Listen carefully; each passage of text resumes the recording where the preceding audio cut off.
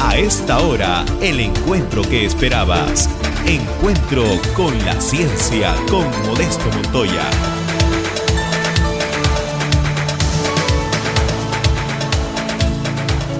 Bonjour. Voilà, donc je vais vous parler de quelque chose de microscopique, des noyaux et de leurs propriétés.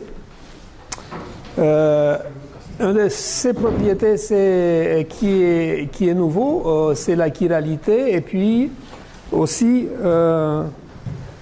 une forme d'excitation exotique qui est celle d'un noyau avec une forme oblate à haute spin.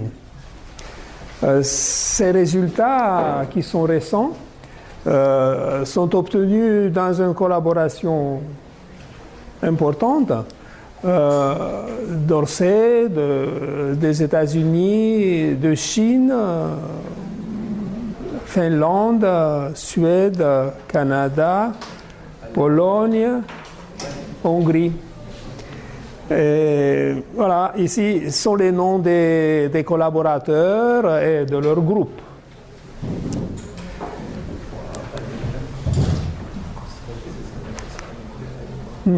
Voilà. Et qu'est-ce que c'est la chiralité? Donc la chiralité, c'est un phénomène qu'on le rencontre dans des divers domaines de la science en général, comme par exemple la chiralité de la lumière, des ADN, des molécules, et très récemment, relativement récemment, dans une échelle adéquate à la recherche scientifique, quelques vingtaine d'années, ce monsieur-là, qui est Stefan Freundler, mon collaborateur de Notre Dame, et son disciple, ce Jimeng from Beijing, ils ont introduit le concept de chiralité dans le noyau. C'est une chiralité qui est différente de celle, par exemple, qui est présente dans un ADN, où elle est fixe, ou dans les molécules, où cette symétrie gauche-droite, elle est présente. C'est une chiralité qui apparaît quand le noyau est en rotation. Et donc, dans des configurations des nucléons, parce qu'on peut imaginer le noyau comme un ellipsoïde, et un ou deux ou trois ou quatre ou cinq, comme on va voir, nucléons qui tournent autour. Et tout au début, ça veut dire il y a une vingtaine d'années, la chiralité a été trouvée dans le noyau de ma thèse de doctorat, qui était sur un noyau pair-pair, impair-impair, pardon, dans lequel il y avait deux nucléons, ici figurés en bleu et en rouge, qui avaient des moments angulaires, le proton vers le haut, dessiné ici, le neutron vers nous, et puis le noyau triaxial pourrait tourner dans un sens ou dans un autre, et donc créer un moment angulaire rotationnel, ici noté R, vers la droite ou vers la gauche. Et donc le moment angulaire total de ce objet complexe qui est un cœur plus de nucléons, pointé dans 3D, dans un octant de l'espace, mais en fonction de type de rotation dans une direction ou dans une autre. Et donc, en principe, dans le système intrinsèque de cet objet, donc de cet ellipsoïde, on peut voir des excitations qui sont des bandes, comme les bandes vibrationnelles, rotationnelles dans les molécules et autres, qui sont dégénérées. Et donc, on les a trouvés, puis on les a étudiés un peu partout dans le monde. Et très récemment, comme vous allez voir, on a réussi à identifier ce genre de structure exotique dans des noyaux pair-pair, even. Et donc, dans ces noyaux pair-pair, on peut imaginer qu'on prend des paires de nucléons du cœur, deux paires, on les brise, et en fonction des orbitaux dans lesquels les nucléons se trouvent, ils peuvent avoir le moment angulaire aussi dans des directions perpendiculaires et le noyau peut tourner d'un côté ou de l'autre. Donc dans le cas des noyaux donc pair-pair, au lieu d'avoir un nucléon aligné dans une direction et l'autre dans l'autre direction, on a deux dans une direction, deux dans une autre. Alors, pour que la géométrie 3D soit bien établie, on doit tourner le cœur plus rapidement. Donc, pour faire si que cette longueur soit égale à celle-ci.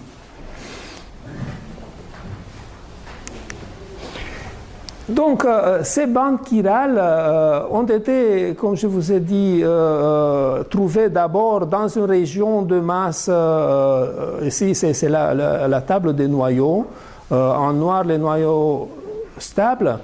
Donc, dans une région de masse avec le nombre de protons 60 et de neutrons autour de 75 ici, donc la densité c'est la plus grande là-bas, mais aussi dans d'autres régions de masse.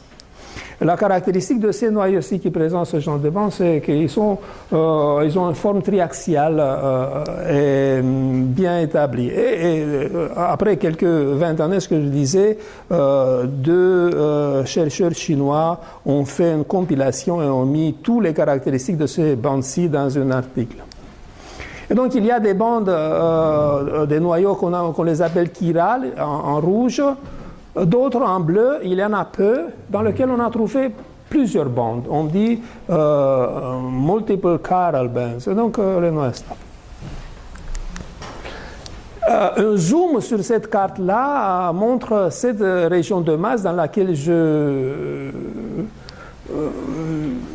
travaille actuellement. Et donc, vous voyez, c'est le nombre de neutrons, le nombre de protons.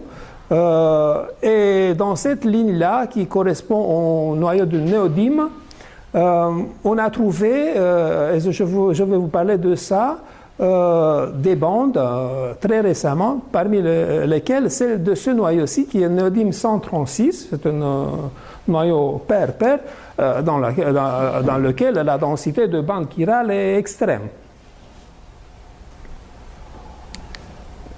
Et on l'a trouvé en utilisant cette étape expérimentale constituée d'une boule de détecteur de germanium. Ici sont les lentilles qui focalisent un faisceau sur une cible qui se trouve au milieu de cette boule de détecteur de germanium qui a un certain nombre, comme vous voyez, 39. Une efficacité importante, et derrière cette boule de germanium, il y a un séparateur des noyaux de recul qui sont implantés dans un plan focal où il y a un autre système de détection. Et donc on a fait cette réaction nucléaire en envoyant d'ions d'argon 40 sur une cible de molybdène. On a mis beaucoup d'intensité du faisceau. Ici, on la mesure en particules nanoampères, chaque particule a une certaine charge. On a mesuré pour une semaine. Et on a trouvé des choses qui ont été publiées très récemment, l'année passée. On a trouvé des bandes chirales dans ce noyau-ci, qui sont basés sur des configurations complexes de 4 ou 6 quasi-particules. Et donc, on a établi 5 chiral bands dans ce néodyme 136. Voilà comment ça se présente, un schéma de niveau de noyau.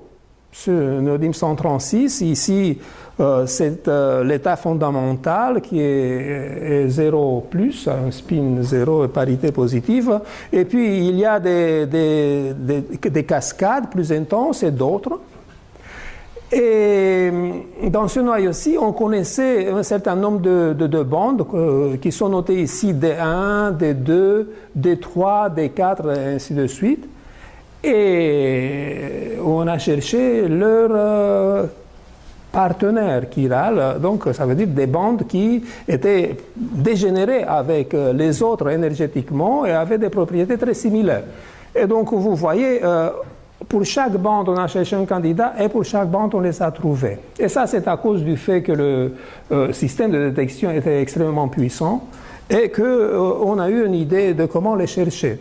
Parce que vous voyez, ces bandes-ci ont des intensités relatives dans cet ensemble. Et ici, c'est seulement un schéma de niveau partiel de ce noyau-ci. Il y en a beaucoup d'autres choses qui sont connues. Ils ont des intensités de l'ordre de 0,22, 0,19, donc pour 1000. Et donc, c'est ça pour 1000 à la tête de bande. En bas du bande, vers le haut, c'est de 1 pour 10 000, des choses comme ça. Donc, des transitions extrêmement faibles. Et puis voilà, on l'a trouvé. Et puis on a essayé et on a développé des programmes théoriques pour interpréter ce genre de bandes qui sont des bandes complexes avec plusieurs nucléons en mouvement. Alors vous voyez ici, c'est un exemple des spectres qu'on obtient. Vous voyez des pics. Le nombre de coups par canal, ça c'est l'énergie des transitions, des photons. Et en bleu, il y a on indique les énergies de transition déjà connues, par exemple de cette bande D2. Et en rouge, les nouvelles transitions, qui sont ces transitions de liaison, on les appelle, entre cette bande que j'ai notée d'échirale qui se désexcite vers l'autre. Et ici, il est montré comme en faisant des conditions doubles. Par exemple, ici, on met une fenêtre sur ces deux transitions, 305-409, 305-409. Et donc, vous voyez, on va voir toutes les transitions qui alimentent tous les niveaux qui sont au-dessus. Donc, toutes ces transitions-ci, qui sont ici en rouge, 1, 2, 3, 4, 5. Si maintenant on déplace ce double conditionnement d'un crin, donc 409, 376, d'ici à là, et donc je ne devrais pas voir la transition qui est en dessous, parce que c'est une coïncidence. En effet, elle disparaît, vous voyez. Ainsi de suite, en montant dans cette bande-ci, en faisant des conditionnements appropriés, on élimine l'un après l'autre les transitions, et donc on a la confidence du fait qu'il y a une bande, qu'il y a une séquence des énergies, et puis après avoir établi ces niveaux-ci, on cherche les transitions de liaison entre les niveaux, on les trouve, on est content, on est heureux. Et on a fait des calculs, c'est très compliqué, donc des calculs, parce qu'on a beaucoup évolué dans le développement des programmes théoriques. Ici, c'est tilted axis cranking, constraint density functional theory. Donc, il y a beaucoup de choses qui sont condensées dans ce genre de figures.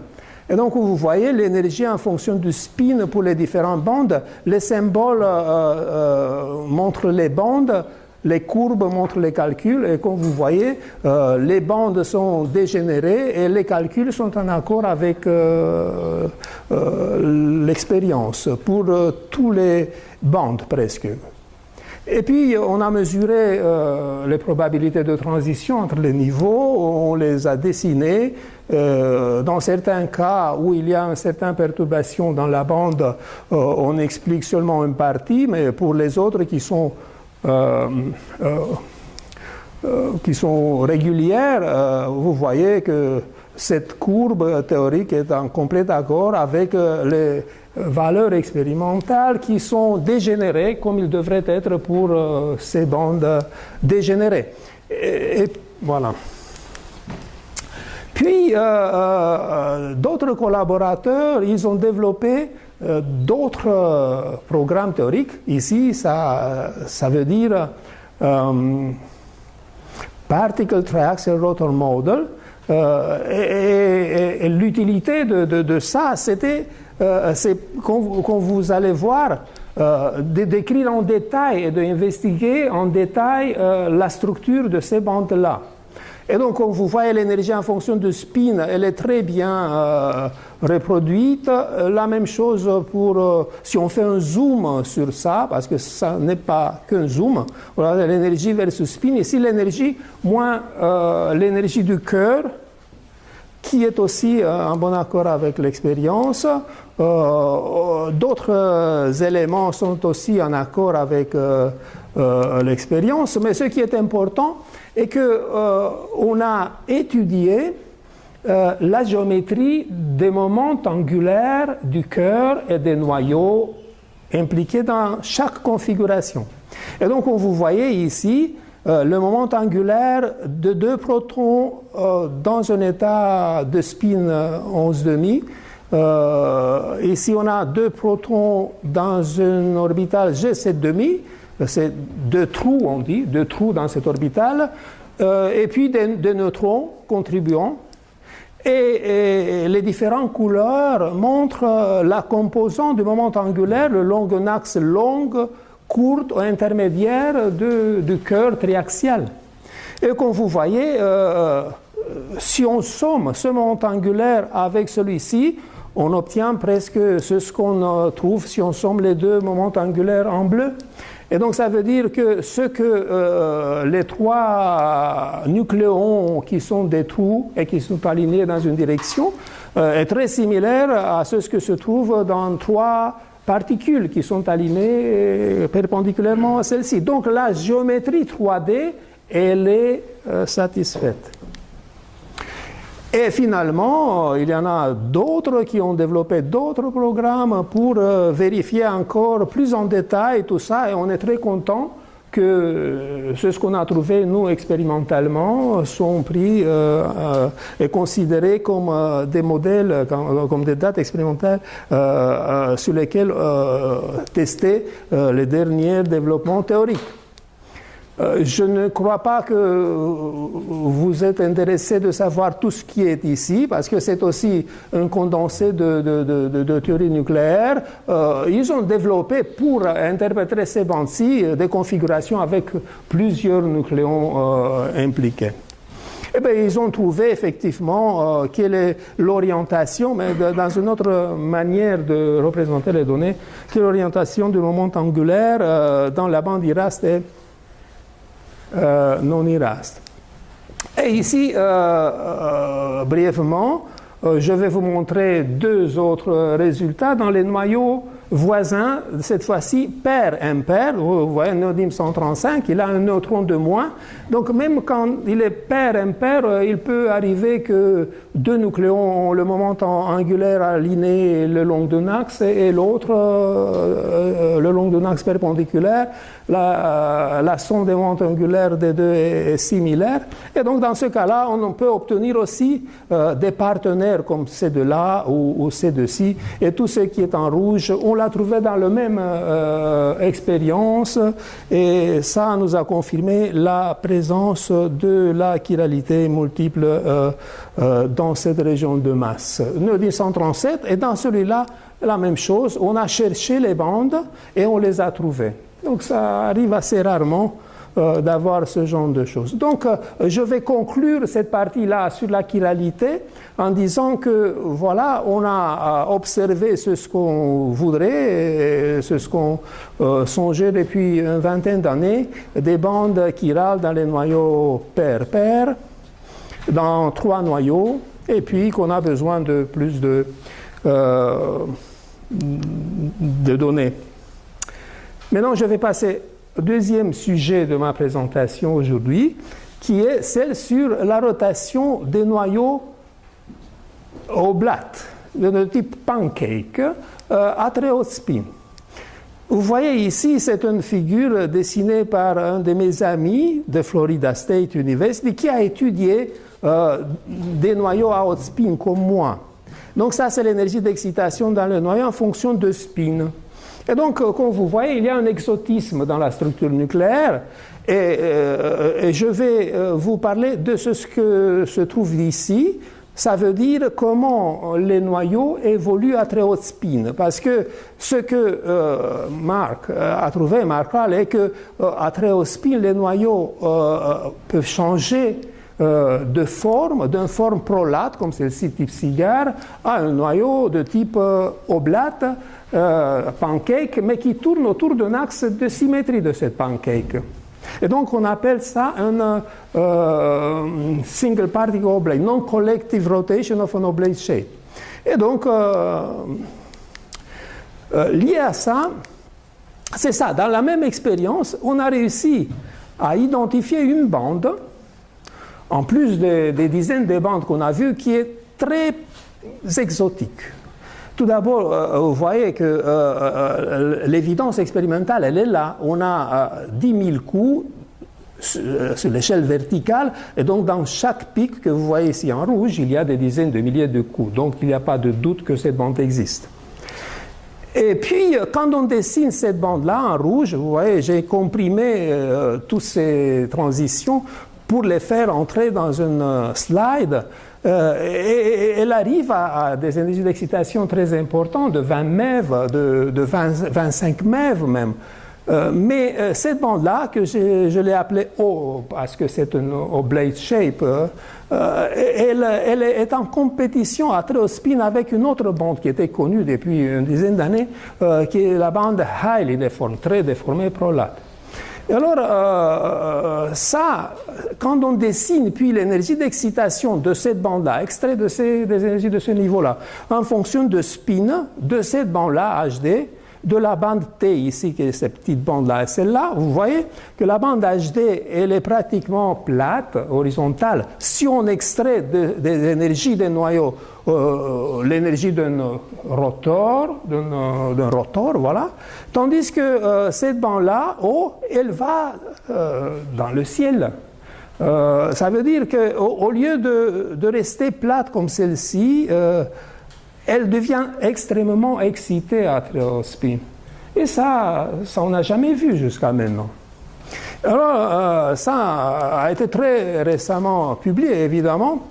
Mais pourquoi elle est exotique? Elle est exotique parce que, à différence de ces bandes-ci, qui sont alidiformes, qui prédominent à des noyaux en rotation très rapide, elle va à quelques 5 mégaélectronvolts au-dessus des bandes qu'on a observées généralement, là où la densité des états est extrêmement grande, parce que par électronvolt, on a quelques 10 puissance 4. Alors, comment, la question qu'on se s'est posée, on a une réponse, comment une structure discrète, régulière, peuvent survivre dans un environnement extrêmement chaud, dans lequel la densité d'état est très importante. Alors, on a fait des calculs, on a vu quelles sont les caractéristiques de ces bandes-ci. Et donc, cette bande-là, qui est O, vous voyez, c'est une bande qui est oblate, un pancake, qui tourne autour d'un axe qui se trouve dans le plan de la pancake. Donc, une déformation qui est plus petite, 0,15, la moitié de celle de la bande en bleu. Et donc, qualitativement, vous voyez qu'on comprend. Et puis, il y a des caractéristiques aussi comme le moment d'inertie correspondant au noyau dans les deux configurations. Et donc, pour cette bande-là qui est en rouge, vous voyez, elle est 2/3 plus petite que celle de la bande super déformée. Et donc, quand on est allé à investiguer en détail quelle est la composition de la fonction d'onde, quels sont les nucléons et comment ils sont orientés et contribuent au spin total d'un état de cette bande-là en rouge, ben vous voyez que la plupart du moment angulaire qui ici est noté en vert, I, la plupart provient du cœur qui tourne extrêmement rapidement et qu'il y en a très peu de moments angulaires provenant de neutrons et des protons. Il y a un seul proton, un seul neutron qui contribue, qui donne la direction de rotation de l'axe de rotation, tandis que les deux autres protons, parce qu'il n'y en a que 3 qui sont actifs dans cette configuration, ils sont dans une configuration antimagnétique. Cette bande-là, vous voyez ici, on montre quel est le minimum dans une potential energy surfaces. Voilà. Et donc, le résultat est que ça, c'est un autre slide fait par Mark Riley, qui a étudié ce Erbium 158, qui est un triaxial, vous voyez, par de grands states, et puis il y a une paire de neutrons qui se brisent, un autre, mais ce qu'il a vu, lui jusqu'à maintenant, pas seulement lui, mais nous aussi, est qu'à très haut spin, il y a des bandes qui vont vers le bas, et ces bandes-ci correspondent à une rotation du noyau comme ceci. Et donc pratiquement il y en a beaucoup de nucléons provenant de paires brisées qui créent le moment angulaire qui définit la rotation de ce noyau autour de cet axe-là. La bande que j'ai trouvée, vous voyez, est en contradiction. Donc c'est pas c'est une autre chose, donc elle va vers le haut. Et donc, si ici, le noyau qui était prolate à basse spin peut aller vers une forme oblate comme celle-ci, ce que cette bande que j'ai trouvée récemment montre est que le noyau peut aussi avoir une bande oblate, mais au lieu de tourner autour de l'axe de symétrie, le noyau tourne autour d'un axe dans le plan de cet objet oblate. Et ça, c'est intéressant parce que, effectivement, ça peut fournir une probe pour voir des états très excités, pas à bas spin, mais à très haut spin. Donc, répondre à des questions comme celle-ci. Merci.